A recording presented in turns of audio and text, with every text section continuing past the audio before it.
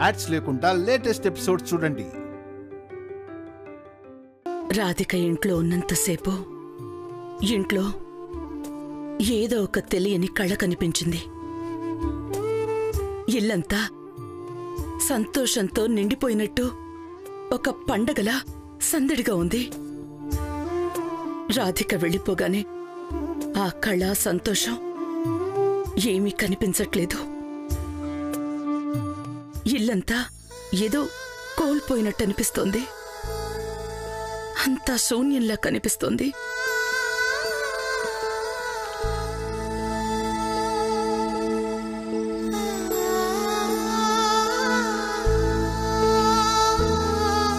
రాధిక మన ఇంట్లో ఎన్ని రోజులు ఉందమ్మా? ఓ 3-4 రోజులు. రాధిక వెళ్ళిపోగానే నీ మనసుకి దిగులుగా ఎందుకు అనిపించిందమ్మా? ఈ ఇల్లంతా ఏదో కోల్పోయినట్టు నీకు అనిపించడానికి కారణం ఏంటి?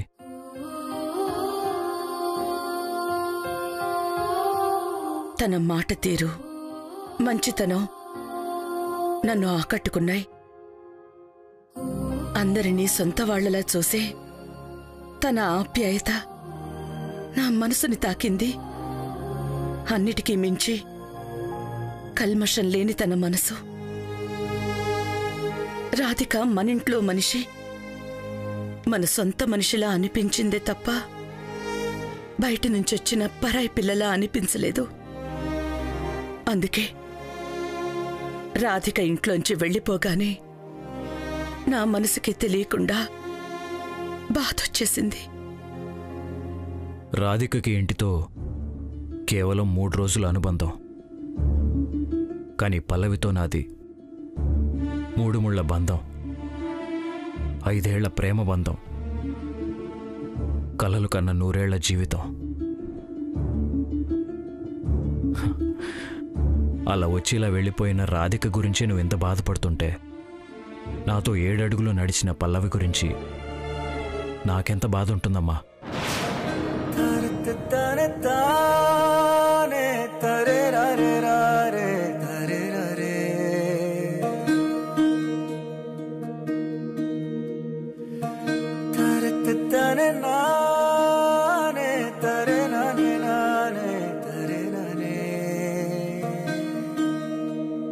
రాధిక నీకేం కాదమ్మా, కానీ పల్లవి నా ప్రాణం, నాలో సగం. మరి నా ప్రాణం నన్ను వదిలేసి వెళ్ళిపోతే నాకెంత నరకంగా ఉంటుందమ్మా?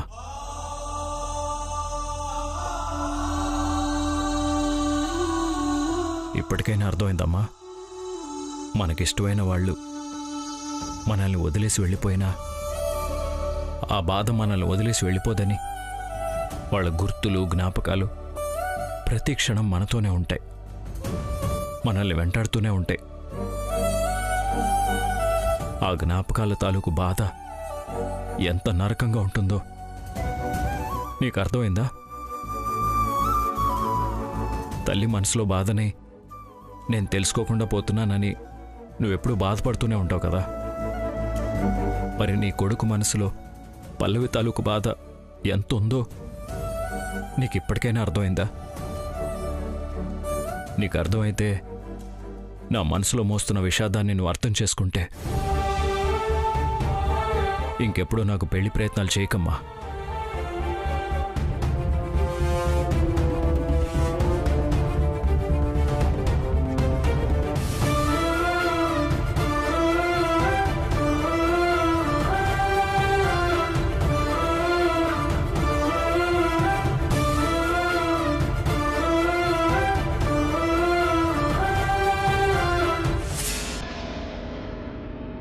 అర్జెంటుగా కాంచనవల్లికి ఒక ప్రశ్న చెప్పాలి, కానీ నా బ్లాక్ మెయిలింగ్ పిల్లం ఎక్కడ వీడియో తీసి బెదిరిస్తుందా అని భయంగా ఉంది. అసలు అది ఏం చేస్తుందో చూద్దాం.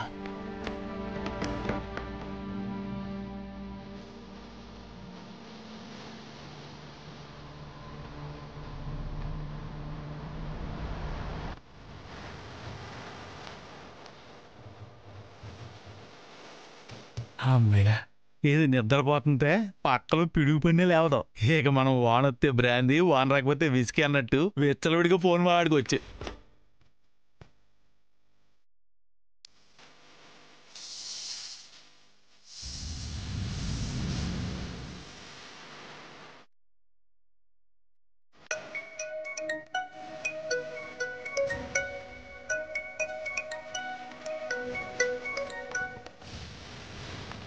చెప్పు ఓంబాబు.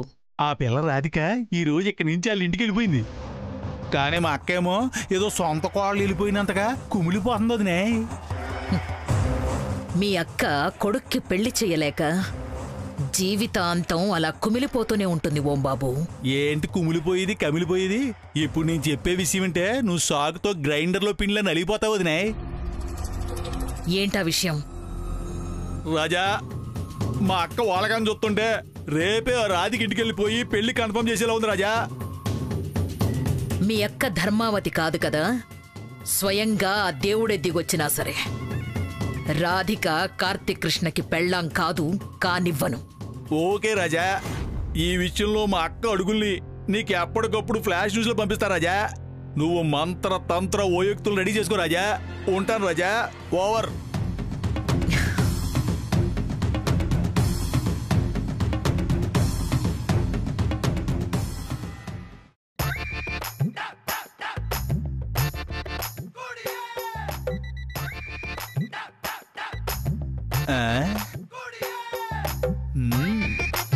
తీగ తీగ రాగం, చేయిగా చేయిగా పాకం వచ్చినట్టు ఎంత శ్రద్ధగా చదువుకుంటా కనిపించావురా రాజా.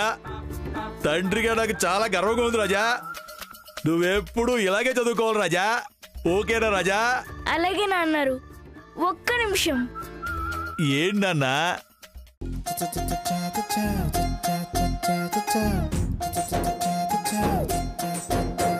एक बार इधर देखो ना అన్నారు.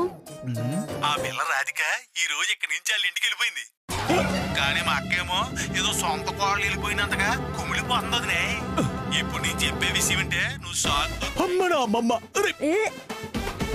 రే, మీ అమ్మ నిద్రపోతుంది కదరా, మరి ఈ వీడియో ఎవరు తీశారు? అమ్మ నాకు డ్యూటీ వేసి పడుకుంది నా అన్నారు.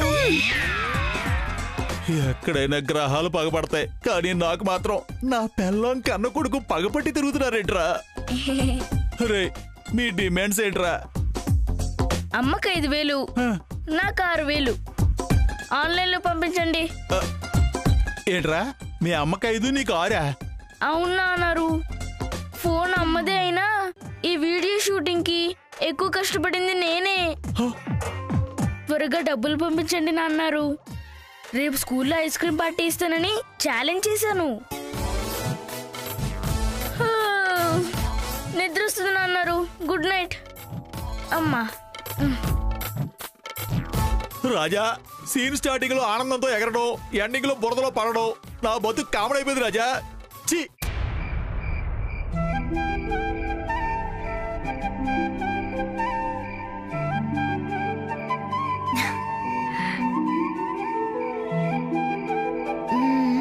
పర్స్ మిస్ అయిన విషయం సార్వార్ ఇంకా చూసుకోలేదా ఏంటి?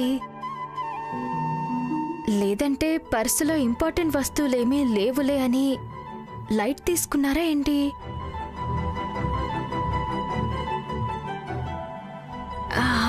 పోనీ మనమే ఫోన్ చేసి పర్స్ దొరికిందని చెప్తే?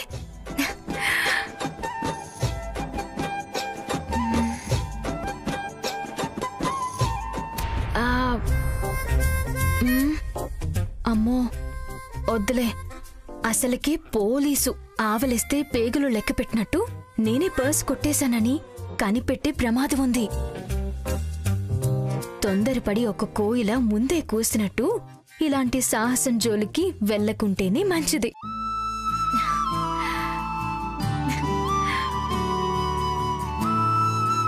ఇదిగో కృష్ణయ్య, ఈ పర్స్ గురించి నా కృష్ణకి నువ్వే ఏదో ఒక రూపంలో ఇన్ఫర్మేషన్ పంపించయ్యా.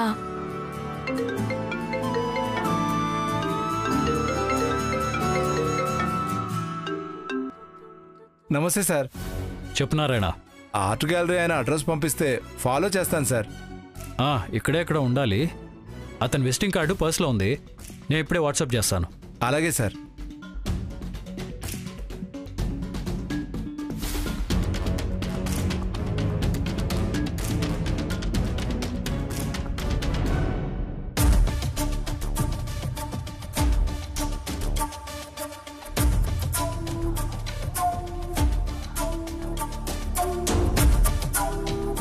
పర్స్ లేదేంటి?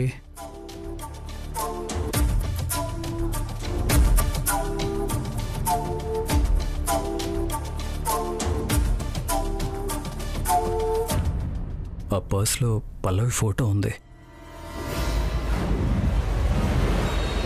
రూమ్లో పర్స్ ఎక్కడా లేదు. ఒకవేళ స్టేషన్లో ఏమైనా పడిపోయి ఉంటుందా?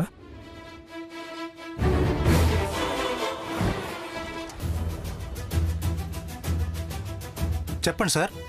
బాలు, నా పర్స్ ఏమైనా స్టేషన్లో పడిపోయిందా చూడు. లేదు సార్, స్వీపర్ ఇప్పుడే స్టేషన్ అంతా క్లీన్ చేసి వెళ్ళింది సార్. అలాంటిది ఏమైనా ఉంటే మనకే ఇస్తారు కదా సార్. అలాగా, సరే.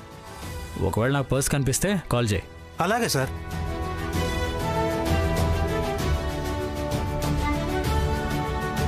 స్టేషన్కి రాధిక వాళ్ళ ఇంటికి తప్ప ఎక్కడికి వెళ్ళలేదు. ఒకవేళ రాధిక వాళ్ళ ఇంటి దగ్గర ఏమైనా పడిపోయిందా?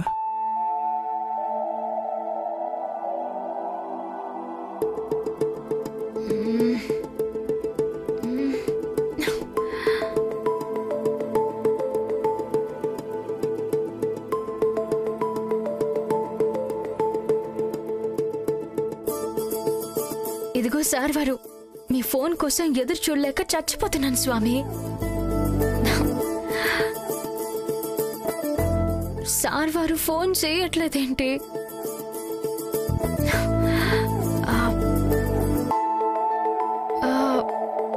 ఒకవేళ ఈ పర్సు ఆయనది కాదేమో. ఆయన పాకెట్లో నుంచే కదా కొట్టేశాను, అప్పుడు ఆయనదే కదా. సార్ వారు, వేరే వాళ్ళ పర్స్ చూడ్డం తప్పే, కానీ ఎంతైనా మీరు నాకు కాబోయే మొగుడు కాబట్టి భార్య భర్త పర్స్ చూడ్డంలో ఎలాంటి తప్పు లేదనమాట. అందుకే చూస్తానన్నమాట.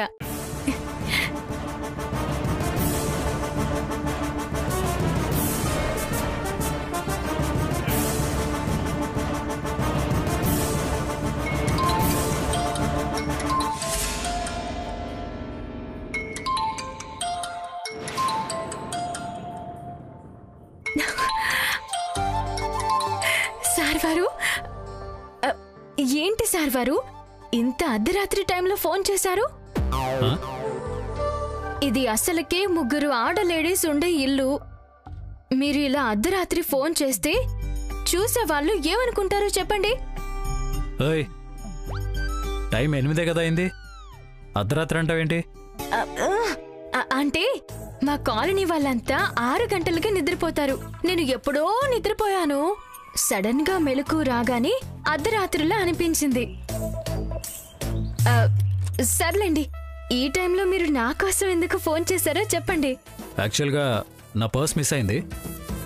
మీ ఇంటి దగ్గర ఏమైనా పడిపోయిందేమో చూస్తావా? పడిపోలేదే సార్ వారు, నేనే కొట్టేశా. ఓ గాడ్, వాట్? ఏంటి, మీ పర్సు పోయిందా? అది కూడా మా ఇంటి దగ్గర? బాబోయ్, ఉండండి, మీ పర్సు వెతికి మీ చేతిలో పెట్టడం నా బాధ్యత. కర్తవ్యం, ఆశయం వసే రావులమ్మ. ఎందుకంటే మీ ఇంట్లో ఉప్పు, పప్పు, వేరుశనగ పప్పు తిన్నాను నేను. తిన్న ఇంటి ఫ్యాన్లు, ఏసీలు లెక్క పెట్టడం మా వంశంలోనే లేదు.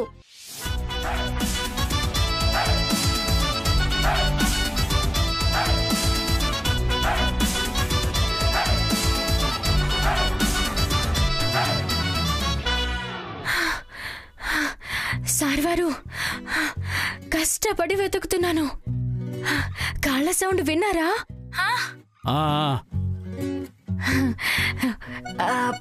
మీరు లైన్లోనే ఉండండి. ఎన్ని రోజులైనా సరే మీ పర్సు వెతికి పట్టుకునేదాకా నిద్రపోను.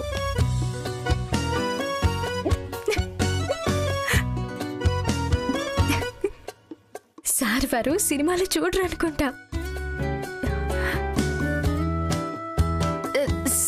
సార్ వారు, సార్ వారు, సక్సెస్, సక్సెస్. ఆయుధం వచ్చినా అలుపొచ్చినా లెక్క చేయకుండా మీ పర్స్ ని వెతికాను, కనిపెట్టాను. థ్యాంక్స్ రాధిక, నేను ఇప్పుడే వచ్చి తీసుకుంటాను. సార్ వారు, మీరు ఈ మధ్య అదే పనిగా ఏదో ప్రియురాలి ఇంటికి వచ్చినట్టు వస్తున్నారు మా ఇంటికి.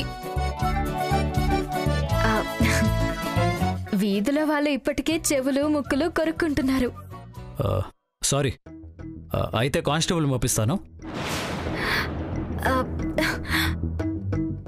అప్పుడు మేమేదో నేరస్తులం అయినట్టు మా ఇంటికి పోలీసులు వచ్చారని అనుకుంటారు. మరి నేను పర్స్ తీసుకోవడం ఎలా? పర్వాలేదులేండి, మీకోసం రిస్క్ అయినా భరిస్తాను. మీరే రండి. అసలుకే మీ ఇంట్లో ఉప్పు పప్పు వేరుశనగ పప్పు కూడా తిన్నావు. ఇందాక చెప్పావు, నాకు గుర్తుంది. ఇప్పుడే వస్తానుండు.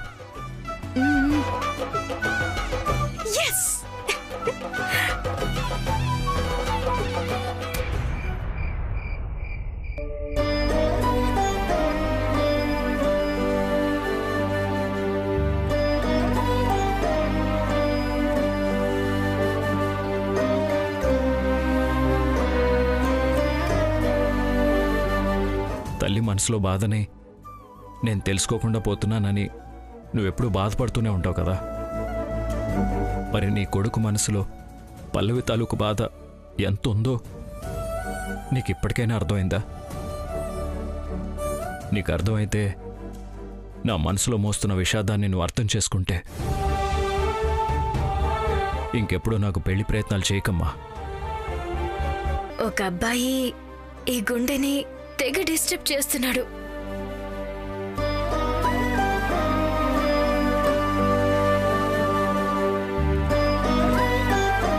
ఇప్పుడు కాదత్తగారు, పూర్తి క్లారిటీ వచ్చాక చెప్తా.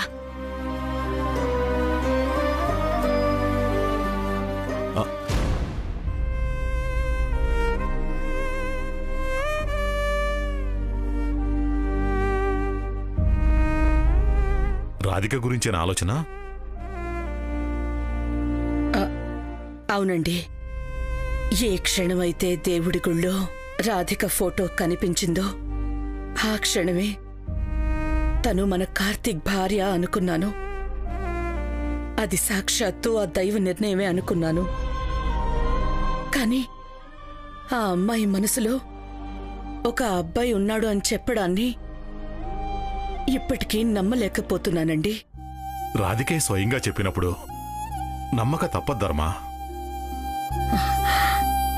లేదండి, రాధిక చెప్పినా సరే మన కార్తీక్తో రాధికకి ఆ దేవుడు రాసి పెట్టాడని నా మనసు బలంగా చెప్తోంది. ఎందుకంటే రాధిక ఫోటో కనిపించిన దగ్గర నుంచి కృష్ణాష్టమి రోజు మన ఇంటికి రావడం వరకు అన్నీ దైవ సంకల్పమే. ఆ సంకల్పం అబద్ధం అవ్వదండి. మన కార్తీక్ కృష్ణ రాధికలది ఆ దేవుడు ముడివేసిన బంధం. నువ్వన్నది నిజమే కావచ్చు ధర్మా, కానీ రాధిక మనసులో ఉన్న అబ్బాయి పరిస్థితి ఏంటి? అసలు ఇంతకీ ఆ అబ్బాయి ఎవరు?